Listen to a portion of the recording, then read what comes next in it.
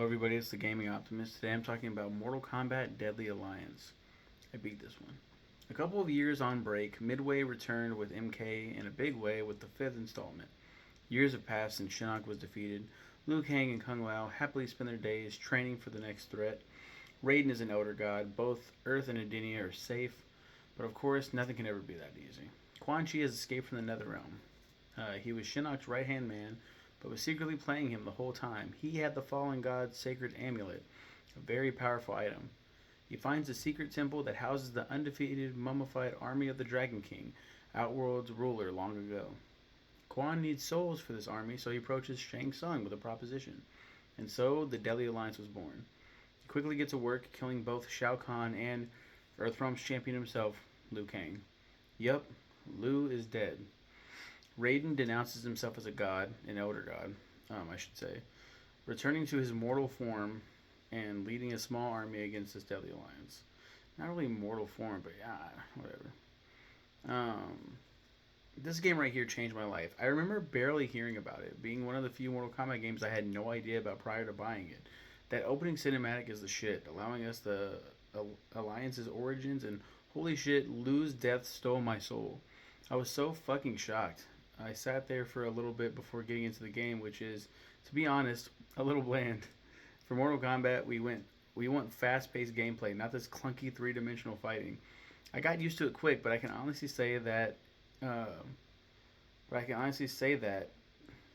the graphics kind of bring the. I can honestly say that and the graphics kind of bring the value down a little. And the new characters are just, I mean, I like them, but I can see why a lot of other people don't.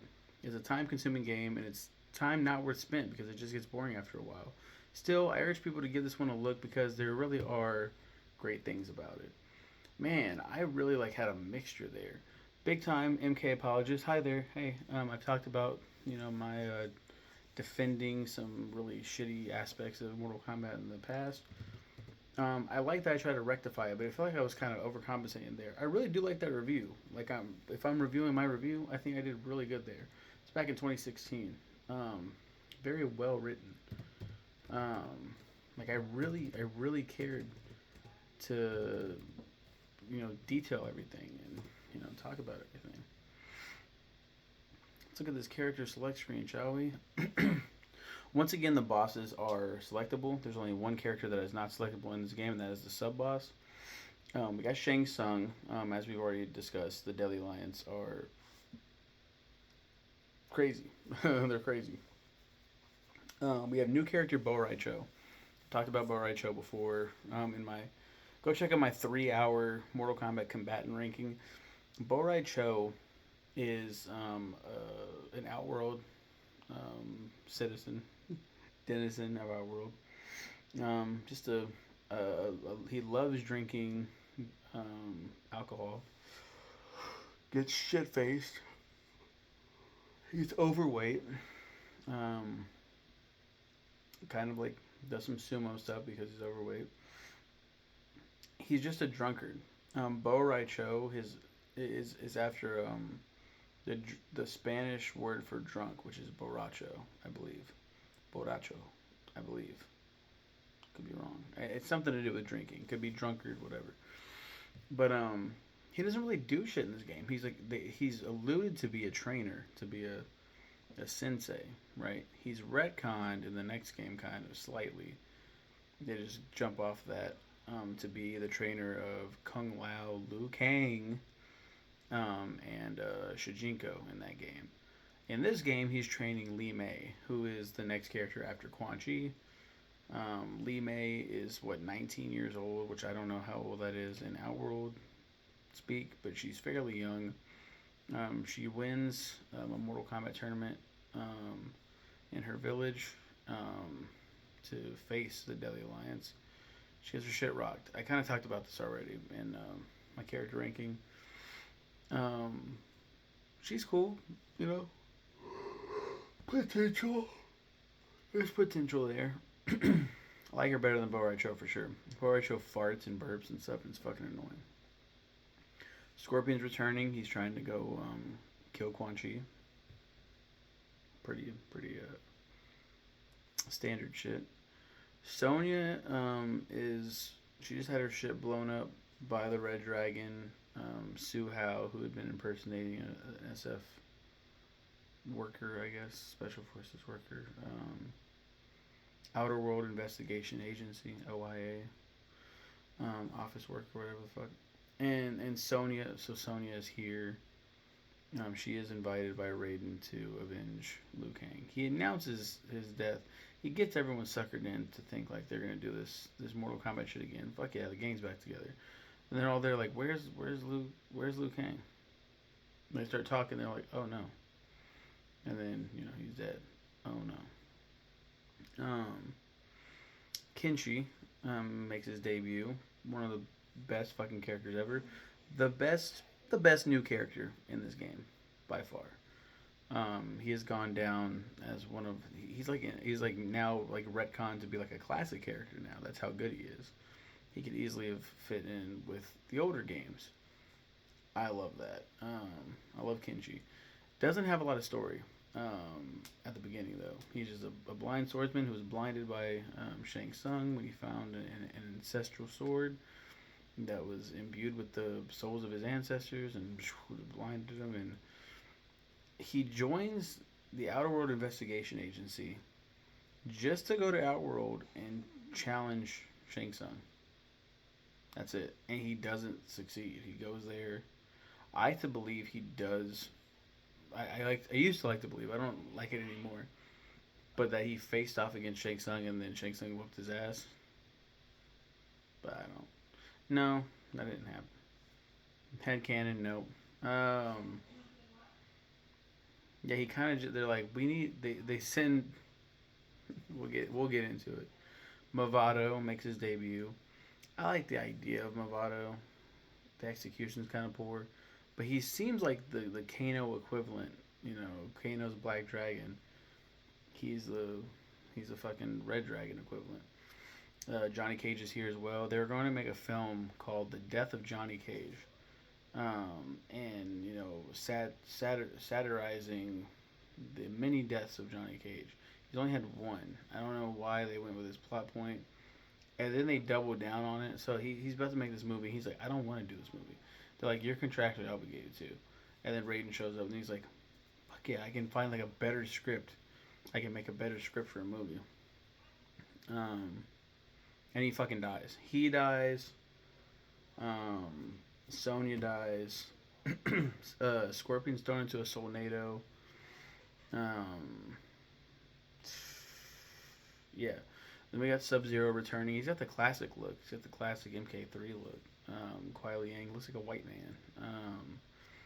He's here to help with the Earthrealm efforts and everything like that to fight the Deadly Alliance. But he's brought along a recruit named Frost, who we will get to momentarily. Let's just talk about her now because their stories are so connected. She's here and she's pretty cocky, and her cryomancy is very advanced for her age. I think she's 19 as well. They really like the age 19. And she's very cocky. She fights Sonya as soon as they get to the island. Like she's just giving attitude. They get into a fight. I think Sonya wins though, humbling her ever so slightly. And then she turns on Kuai Liang at the very end of her story, and it's implied that she freezes to death, but she doesn't. She freezes, and yeah, he just hopes that he can help her. Kano's here. Kano was with Shao Kahn, and then like he was imprisoned, and then he comes back, and then he fights. He pledges allegiance to the Deadly Alliance, and they're like, cool. And here's our roster of people, and he sees Movado, and he's like, ooh, I wanna fight him. I wanna fight Movado. And they're like, they have a Sub-Zero Scorpion situation on their hands. And they do allow Movado and Kano to fight, and Kano gets his ass whooped by Movado. Absolutely fucked up. Kung Lao is here, Sans hat. In the main story, he's actually wearing the hat. A lot of these are like the alternate fits for some reason. Like, Who else? I think Sub Zero's main fit is like an alternate fit because I think in the story mode he's wearing the blue Lin Kuei ninja garb. I'm not a ninja. I'm a Lin Kuei. And Kung Lao wears a hat in the last fight. He's not got a hat just on his back. I really like that alternate though, which is an original for some reason. I always thought Kung Lao is gonna beat the shit out of the Daily Alliance and be the new guy. I love that. He dies. He gets killed. R.I.P. Now we go into the unlockable characters, and these unlockable characters, these secret characters, secret, are locked behind a paywall. You get some coins within the game, and you can spin those coins however you like. Best way to do it is to unlock characters, right? And the first unlockable is Nitara. Nitara is a new character. We've talked about her whole. So she's trying to free her realm of Aeternus. It's a realm full of vampires. She's a vampire and gothic, busty vampire chick. She finds Cyrus. So she Reptile is sent by Shang Tsung to give a message to the Deadly Alliance. To Shang Tsung. And then he sees the Deadly Alliance being formed, so he rushes back to go tell Shao Kahn, but stop, intercepted by Nitara. Nitara is like, I will give you this sword, this ancient reptilian sword, saurian sword, swordian, the Kairahashi. If you can, I think she just gives it to him, and I'm thinking in the lens of conquest as well. But she gives it to him, and he's really lost in it. Like, wow, like this, like he's the closest to his roots he's been in the series since the Chameleon siblings. So he's like, this is wow. And then he's like, oh yeah, that story, and he rushes back. Oh no, if you attack, that's what. If you attack this guy, I'll give you the sword. And he attacks Cyrax and damages his whatever console, something like his transportation, console, teleportation. And then he gets a sword, and then he's like, whoa, the sword. Then he's like, oh shit, I gotta tell Shao Kahn. Finds Shao Kahn dead, and goes back and tries to find her. She's tracing her steps. She succeeds in her mission. Cyrax jumps into like a big old thing of lava. Gets the orb, this orb that houses the realm of Aeternus, and she smashes on the ground, freeing Vaeternus. Hallelujah! Vaeternus is saved. She's back home. Mission accomplished. Pretty cool debut. And pretty cool lore. I really like her backstory. Um, Draman is an Oni for the Netherrealm. A lot of people hate this character, the creators especially. I like Draman. He's just an Oni. Quan Chi asked the Oni to hold back Scorpion for him, and then he'll come back and free them. But he leaves them, and then Shang Tsung comes back and is like, "Come on with me, guys," and brings Draman and the sub boss Moloch, the unplayable sub boss, the only character that's not playable in this game. As an unlockable, pretty weak. Not as weak as the next one, Su Hao. So many people hate that character. I see some potential there, even with his dumbass, goofy hat and his giant, oversized heart transplant beam. Um, he blows up the fucking OIA headquarters. That's crazy. Frost is also an unlockable. Jax is an unlockable. Now this is where I'm kind of like, wait a minute, why is Jax a fucking unlockable? And this version of Jax is terrible. The beret, the the weird gear arms, the machine gun. I actually really like this one. I'm just talking shit right now and kind of bandwagoning. I really like the beret Jax. Better than the hip hop Jax. Oh my god. He dies too. He gets killed. After killing Su Hao, I forgot to mention, Su Hao gets the chest implant ripped from him. Horrific death. Katana's back, and she's not just saddened by the death of her love, Liu Kang. I don't even know if we talked about their romance before, but yeah, they're romantically involved with each other. She offers Liu Kang to rule by her side in Edenia as the king of Edenia. He's like, thanks, but I'm the Earthrealm's champion. I need to focus on my duties. And she's like, you're gonna come eventually. I assure you. Wink, wink, hint, hint. She doesn't say that, but she's here to help out, basically. And oh yeah, and she loses Goro too. Goro is dead by Noob Saibot's hand.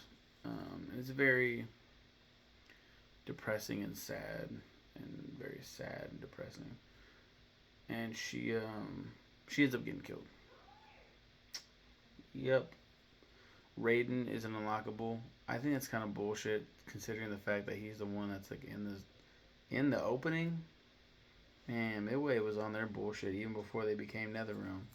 Before they were even acquired by WB Studios. This is WB. This is crazy. Um, we'll talk about what happens to him next week when we talk about Deception. I'm not as tired and sweepy. Reptile, we talked about him. Reptile doesn't die. He just his body houses Onaga, the Dragon King's soul. And I don't know. Somehow his body stays intact. I don't know. Cyrax is also an unlockable. Cyrax doesn't do shit in this game. He gets his teleportation,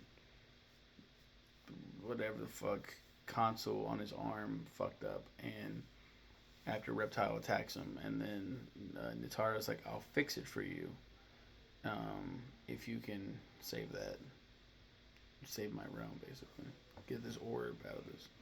And he does because it's very hot lava and he's metal, and he's like, "Sure," and goes back home. That's it. That's all that happens. Talked about Moloch. Talked about the bosses. Blaze and Mocap. Blaze is a fire being that has like a secret future ahead of him, and Mocap's a dude who wears a motion capture suit, also known as a mocap suit. That's it. That's Mortal Kombat Daily Lines. They also had a conquest mode. I didn't really talk about. That's where you learn all of the crazy amounts of lore. It's just a guy walking down a path, stopping at different buildings, and then a text would pop up, and you do combo challenges, test your might returns, a bunch of other stuff like that. Bunch of other stuff. You guys have a good one, and take care.